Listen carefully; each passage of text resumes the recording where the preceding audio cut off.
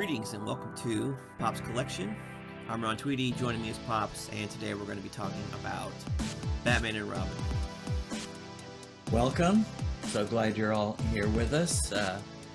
Hope you're doing well. This is the first week that we have the new time where we've lost an hour, but I think I don't think this is going to be a very long episode based on what we saw, but nonetheless, Batman and Robin, not a reboot, like I said, from the 1949 Batman and Robin.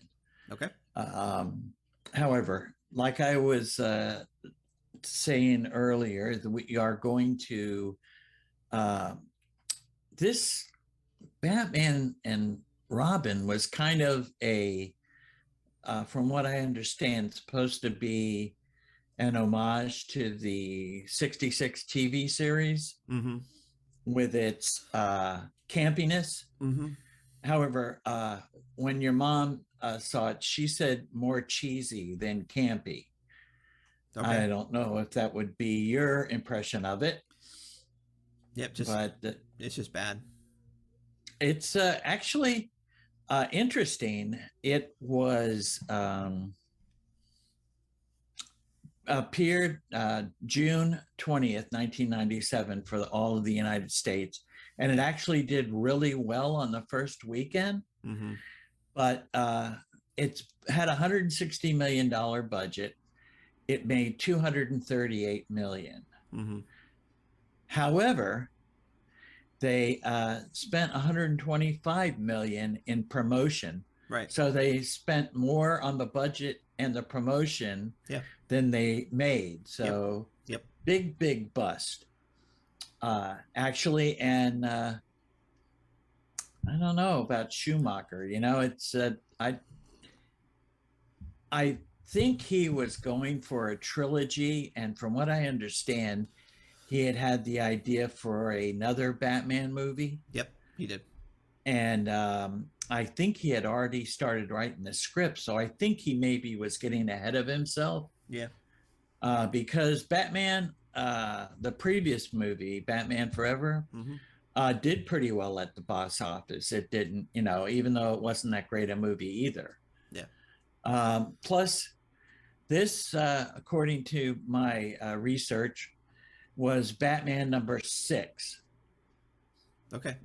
Because like I said, even the first one in 1943, the first serial, Lewis Wilson was the Batman actor. He only did that one. And in the Batman and Robin in 49, it was a different actor. So my thought about George Clooney as Batman was he looked disinterested to me. Yeah. How about same to you? You had that thought? Yeah, I'm not a big fan of George Clooney in general. So him, trying to play both Batman and Bruce Wayne, yeah, probably the worst, I think, in my opinion, of at least the modern Batmans by far. Yes, well, like I said, he was number 6. Pattinson was number 7 in the first impressions video we did last week. He, from what I figured out, he was on a show called ER. Yeah. And he was actually working on that show while he was doing this movie. And it shows. Yeah, definitely. And, they paid Arnold $25 million to do that. Yeah. It's a good paycheck for him. It was. And I could see that he embraced the campiness of it. Yeah. And you could tell he wasn't very serious about it either. As a matter of fact, there were reports that, Chris O'Donnell said that even though he wanted to work with Arnold that they never really were on the set together. Yeah.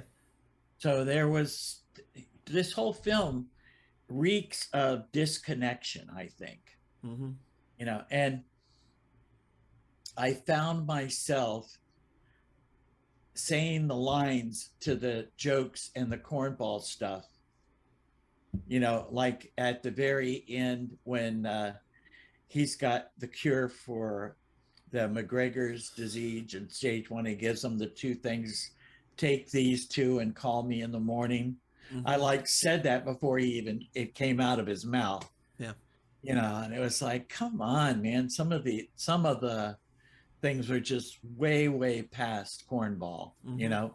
and way past campy. I think in the TV series and in the movie, which I don't think we've uh, done that movie either. We might have to do that. Which one? The Adam West and Oh Burt yeah, Ward yeah. No, Batman yeah. '66. I'm totally on board for that. That's a good one. Definitely. So I think we should probably do that at some time. Yeah, and that is something that I had another critic bring up, which I thought was interesting. That the Batman, which is a much better film and something that you definitely should go see as opposed to this movie, was a film where Batman, the Catwoman, the Riddler, the Joker, and the Penguin are all in the same movie, just like the '66 Batman. Yes, yes, definitely. So, Yes. However, much different. mm-hmm. So, anyways, we did get the same Commissioner Gordon, and we got the same Alfred Butler, Sure, and we got the same Robin, Chris O'Donnell, that's right. which he had his motorcycle Redbird. Mm-hmm. Uh, a quick take on the vehicles of this Yeah, compared to Batman Forever. yeah. How would you rate them? Better than Batman Forever vehicles? No, I don't think they're that better. A little bit, slightly better, maybe. I guess I don't know. I mean, Okay. that's a relative term. Yes, I guess you're right. It is. Um, I just I loved how they tried to make him have his own little Robin rangs or whatever, Bertarangs Yeah. or something like that. And I did too. Also, the Bat Bomb. I couldn't help. Your mom and I laughed a lot, and a lot of the times we were laughing, Mm-hmm. your mom was saying, "Oh, I can just picture Ron watching this right now." And Yeah. she said, "Oh yeah, I bet he's cringing at this part. Yeah. I bet he's cracking up at this part." Yeah. It was not a pleasant experience. It's on the same level as like Green Lantern. I'm gonna say. Uh, yeah, I guess you could say that. Yeah. And I got to say, Chris O'Donnell in this one. You remember last week, Mm-hmm. I questioned whether he looked like a teenager, Oh yeah. how old he was. Yeah. He's when he did this movie, he was 27. There you go. Yep. So I thought I would, look back and do some research. Mm-hmm. And when Burt Ward played Robin, he Yeah. was 21. Okay. Okay. So he looked a lot more like a teenager Sure. than there was a guy, an actor called Johnny Duncan that played Robin in 49. Okay. He was more like the Chris O'Donnell. He was 26. Okay. However, the original, the 1943 version, both actors, Lou Wilson and Douglas Croft, who played Robin, he was actually 16. Okay. So he was actually a teenager Oh. when he portrayed the role. Of course, Okay. both of those actors were out of the business, very shortly after. They had very short acting careers, but he was actually a real teenager that played Robin. So, Right. which makes me wonder if they're going to maybe they'll actually get a teenager to play Robin if they have Robin in the next Batman movie. I'm not really sure. Yeah, I'm not sure what they're going to end up doing because obviously now there's two different versions of Batman. that are kind of current right now. You have the DCEU Batman, which is Ben Affleck, and in that continuity, Robin has been murdered by Harley Quinn, so there's no real possibility to bring him back, I don't think, unless there's something that happens with Flash in his multiverse thing. And then the other one is obviously the one that we just saw with the Batman, which, to me, I'm not sure if Robin would be a good character to add to that universe. I'm not sure. Well, I guess if you had the Damian Robin, who was, Yeah, that's possible. League of Assassins. But to me, that would have been a better fit with the Christian Bale version because you had Ra's al Ghul already. That's true. That is true. So yes, that was a missed opportunity. Right. I think that they should have tried to somehow get that worked in. Or I guess the other way you could go with it is you could do like a Tim Drake thing. That might be a different one. That actually might be better for the DCU because you had an older Batman at the time with and so that would be better for Batfleck as opposed to Robert Pattinson. Yeah, maybe so. Maybe. Well, there's different things to discuss about that. Now, it's funny that you mentioned the Flash. Yeah. Because I did read somewhere that there's going to be in the Flash movie. Yeah. I heard something that Michael Keaton was going to reprise his role as Batman. Yes, that has been confirmed. So yeah, that's pretty exciting. So I'll definitely think that out of the ones that we saw in the preview, I think the Flash is going to be the one that I'm most interested in seeing. Oh yes, me too. Yeah. And something that I didn't see but was told was there was going to be a Batgirl movie. Okay. Yeah, I didn't hear anything about with that. Michael Keaton reprising his role. But and is it Barbara Gordon Batgirl that we're talking about? Yes. Not this. I forget her last name in this terrible film. But oh my gosh! Not good. It was a whole departure from the Barbara Gordon, Batgirl, which I tried to. Yvonne Craig played Batgirl in the TV series, but she was also an older actress, kind of like O'Donnell. She was in her late 20s, so. But there were some other interesting characters in here. You had Robert Jeep Swenson, who played Bane. Right, Bane, yeah. Which I'm not a fan of this version of Bane at all. I think he's stupid and cartoony looking. Well, and nothing like the original version of Graham Nolan / Chuck Dixon's, Bane, who, the villain that broke Batman's back. None of that's in here, and he's like a comical henchman of Poison Ivy, which is stupid. Right. Well, unfortunately, sadly, he actually died 2 months after the premiere of the movie. Yeah, I could say something probably really dark about that, but it would be, I wouldn't want to disrespect the dead. So right, we can't do that. Yes, I don't know. I heard something also. You had John Glover. Yes, that's right. Who played Woodrow, Dr. Woodrow. Yeah, so that's his third DC role, I guess. Or no, I guess it was his first. Technically, it was his first, but he's done 2 other DC characters. So, well, three, right? Yeah. 4, right? Well, he played Lionel Luthor, right, in Smallville. In the Smallville series, right, and then he was in Shazam. Yeah, Savannah's father, right, and then this one. But that wasn't he in something else though. I want to say he was, wasn't he? He probably was. He's that kind of character actor that you really, if you don't look, you'll miss him. Like you almost missed Favreau, right, in his little part, right? No, it's worse than that. Yes, it is. I guess, right. Well, and we also had Coolio. Yeah, that was surprising. And what's interesting is that he was kind of more vamped for Schumacher's next movie, Batman Unchained. Yeah, I saw He, that. I don't know if I believe that. That doesn't make any sense to me. do you think though that he would make a good Scarecrow No. with his hair all But braided out the way it is? that would be the only thing that would make it, but like, he's not an actor, he's a rapper.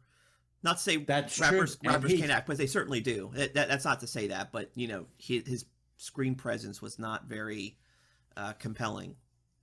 no. And to say that this was the last Batman movie that Bob Kane Yep. was actually a consultant on, Right, right.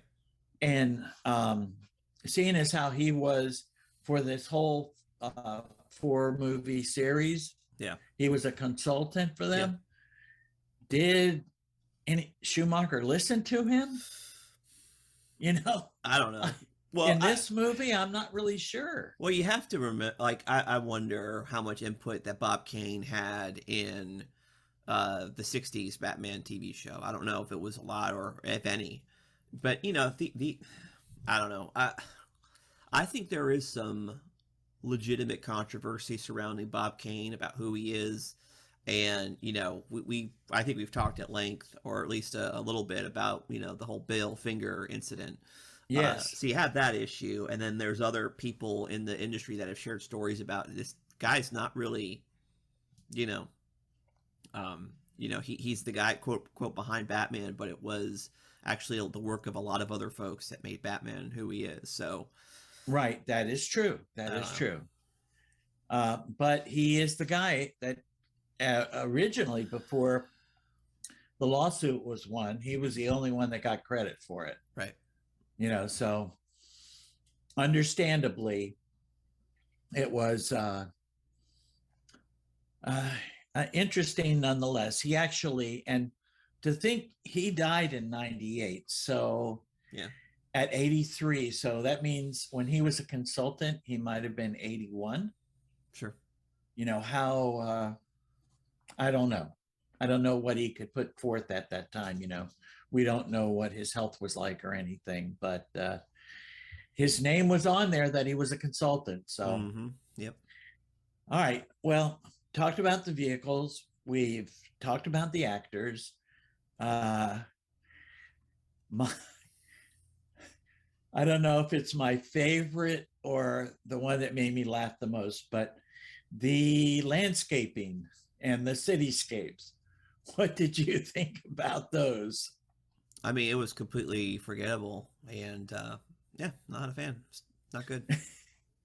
I was cracking up with the big statue. I can't imagine a city with a big statue holding up the observatory over its head. Yeah, it's terrible. I'm like, where did they come up with this stuff? I mean, I don't ever remember seeing that in a comic, unless, it would have been an alien planet or something, Yeah. that, but it was just like you said, it was definitely forgettable, Yep. And of course, except I did like the Freeze Mobile. Okay. Yeah. All right. So talked about the actors, and like I said, this is probably going to be a very short episode. The storyline. Was there any part of the storyline that you thought was salvageable?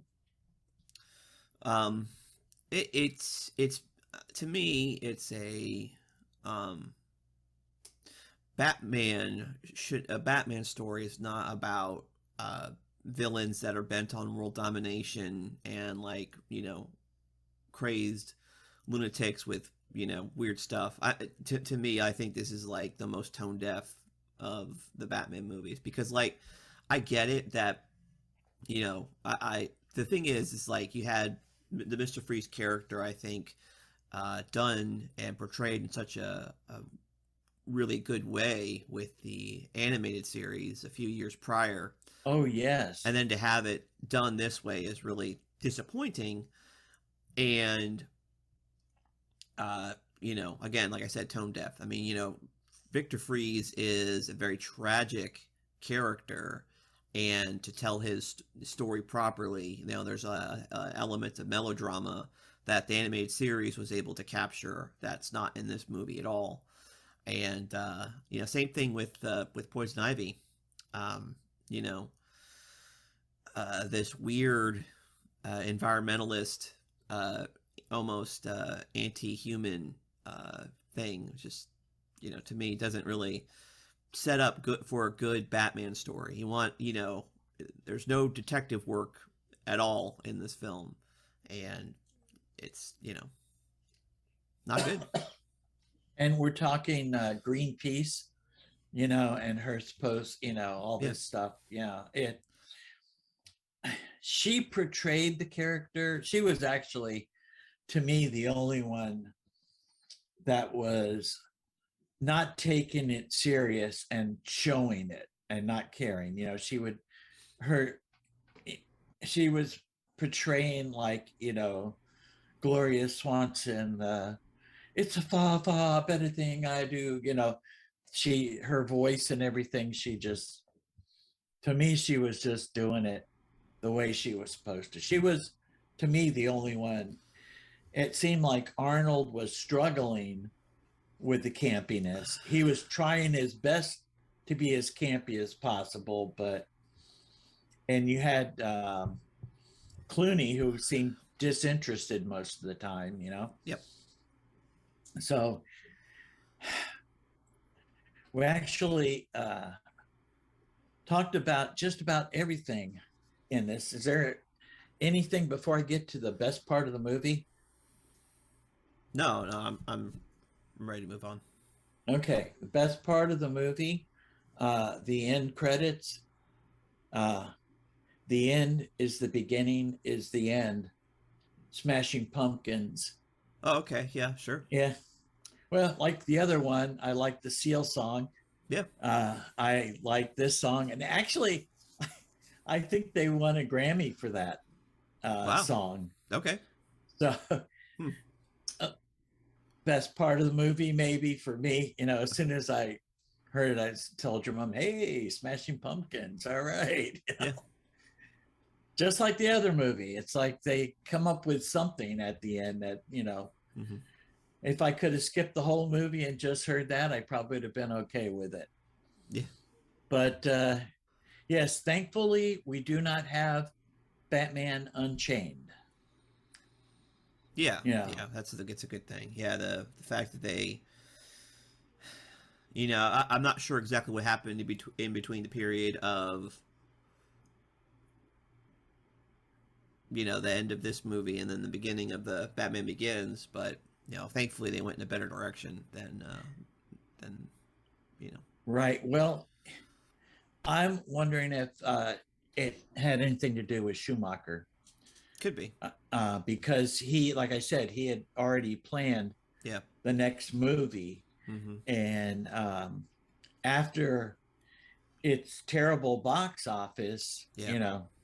they said, no, we're not going to do another one. And maybe there was some fighting about that, that took him a while to get free of him being able to do that. Possibly. But yeah, I'm sorry that you had to watch it. I do have to say that your mother laughed a lot. Yeah. But a lot of the laughing was her picturing you watching it. Yeah.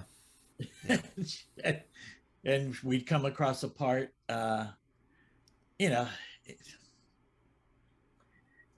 the whole thing, like we said, the story was terrible. Yeah.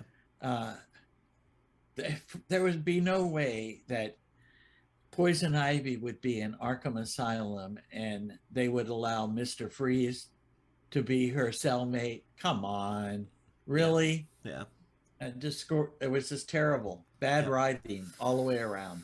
Yeah, I agree. Yeah, and the fact that in order to keep his suit regulated, he has to use diamonds. It's like, okay.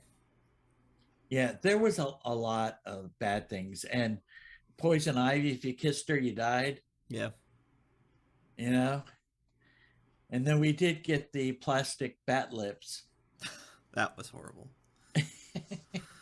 You could tell he was wearing them. Oh, I know, I know.